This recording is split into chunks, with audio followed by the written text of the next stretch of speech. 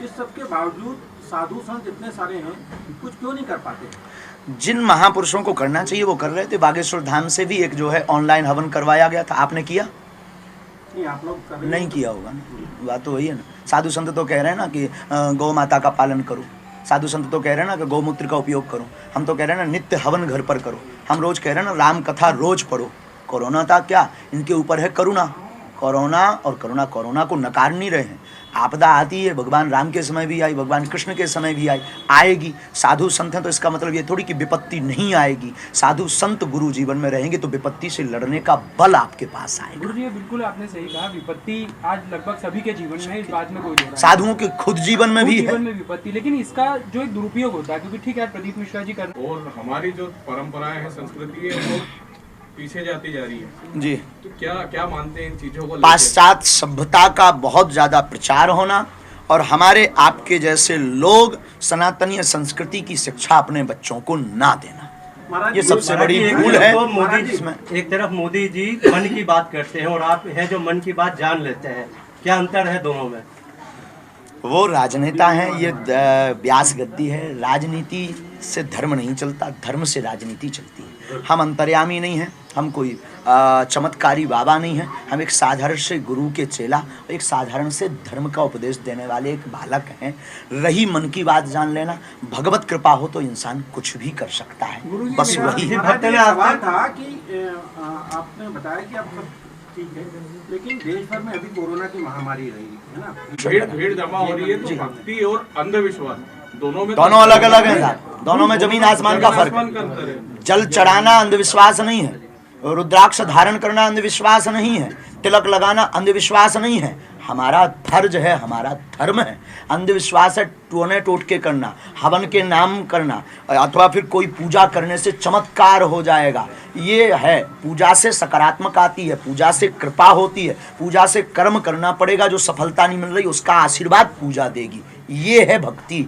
अब इसके बाद फिर जो किया जाता है वो है अंधविश्वास। जी, एक धर्म की भी खूब हानि हो रही है, जैसा कि देख रहे हैं आप। हाँ, तरह तरह स्थितियां है, पाश्चात्य संस्कृति क्या बुराई है उनसे? नहीं, दूसरी बात कर रहे हैं, उनकी अच्छाई बता। लेकिन कई ऐसे बाबा भी आए, समस्या पे आदमी तो उम्मीद की तरफ दौड़ता है, जो लाल चटनी हरी चटनी भी खिला रहे थे। तो ऐसे में विपत्ति झेल रहा आदमी सही संत का चयन कैसे करेगा? बहुत सुंदर प्रश्न, बहुत सुंदर। भगवान देखो, दास से निवेदन करें, हम बहुत स्पष्टवादी हैं, बुरा लगे तो क्षमा करना आप सब। स्पष्टवाद, हम ये किसी के भी विरोधी नहीं है, हम ना किसी के पक्षधर हैं। हमारा यह है, सत्य वह है जो अपने से ना जोड़ करके परमात्मा से जोड़ने की चर्चा कर रहा है, वो गुरु सत्य है, वो संत सत्य है, उसकी शरण में ले। आपके पहले प्रश्न का जवाब यह है, अगर कोई कथा को बेच रहा है तो खरीदार कौन है? कौन खरीदता है? आप ही तो खरीद रहे हैं ना। हम अगर भागवत 50 लाख में बेच रहे तो आप ही खरीदते हैं, तो असली जिम्मेदार तो आप हैं। हम भले ही खूब दुकान सजा लें, आप ना खरीदो तो क्या हम खाक कर लें? नंबर 1। नंबर 2, अगर कोई टोना टोटका हरी चटनी लाल चटनी या कुछ भी विधि बतलाता है तो पहले जांचो परखो, उस गुरु को देखो, वो शास्त्र सम्मत बात है तो उसका अनुसरण करो। सबसे बड़ी बात है जागना। कहना बहुत सरल है, जागना बहुत कठिन है। हम लोग कह देते हैं रामायण पढ़ो, पर पढ़ते नहीं हैं, ये बड़ा दुर्भाग्य है। आप भी सुनी सुनाई बातें, उसकी बात आप कौन सा अपना नया अनुभव बताते हैं? किसी की सुन करके आप बता देते हैं। कोई न्यूज़ आपने देख ली तो उसी की 50% वो कटिंग उठाई, 50 अपनी जोड़ दी। निज अनुभव, निज रिसर्च कीजिए, गुरु पर निज रिसर्च कीजिए, स्वयं का अनुभव कीजिए, ये जो बता रहा है शास्त्र सम्मत है कि नहीं। इसके बाद फिर पुरजोर उसका विरोध करिए, और अगर वो शास्त्र सम्मत है तो पुरजोर उसका सपोर्ट कीजिए। बार-बार मुद्दा उठाती है, आप क्या मानते हैं शराब बंद होना चाहिए? होना चाहिए, होना चाहिए। गलत काम तो बंद होना चाहिए। गलत काम बंद होने में क्या दिक्कत है? बहुत जरूरी है, अच्छी बात है, होना ही चाहिए। महाराज जी, कुमार जी बहुत परेशान है महाराज जी इस बात को लेकर, शराबबंदी नहीं हो पा रही। आप न्यूज नहीं चला रहे होंगे। लगातार न्यूज चलाइए, मजबूर कीजिए बंद होने पर। महाराज जी, इतने दिन इंदौर में कथा करते हो गए, आपके कुछ कटु अनुभव और कुछ अच्छे अनुभव शेयर करिए ना। सब बढ़िया है, बहुत आनंद। हम तो जहाँ भी जाते हैं मस्त मौला आदमी है, खूब आनंद आता है हमें, क्योंकि जगत से मतलब नहीं, तुम हंस रहे या नहीं हंस रहे, हम हंस रहे।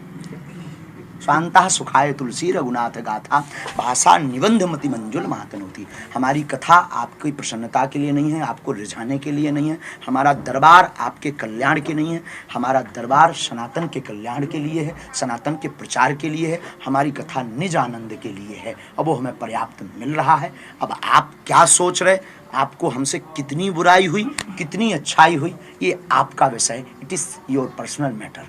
दो प्रश्न है, रचना नहीं है, वरना हम बहुत दम से बोलते हैं।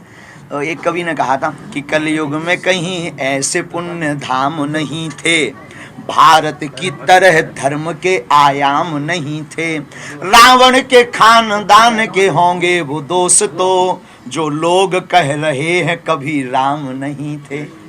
जब पुण्य है तो कैसे कहें पाप नहीं थे, जब पुण्य है तो कैसे कहें पाप नहीं थे, वरदान है तो कैसे कहें श्राप नहीं थे। जब ये कहा कि राम नहीं थे तो ये लगा जैसे वो कह रहे हो उनके बाप नहीं थे। ये जवाब प्लीज जरूर देना, ये जवाब।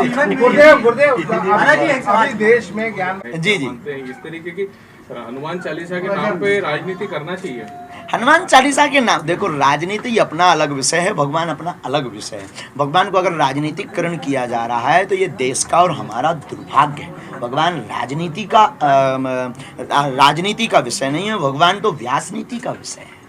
तो अगर कोई राजनीति कर रहा है तो हमारा राजनीति से कोई लेना देना नहीं, दूर दूर तक। जो आ जाता है तो श्रद्धा भाव में ही हम उनको मानते हैं, हम किसी को मान नहीं पाते हैं, ये हमारी भूल है। हम यही कहेंगे इस पर आप अपने स्वमत से छापिए और चलाइए।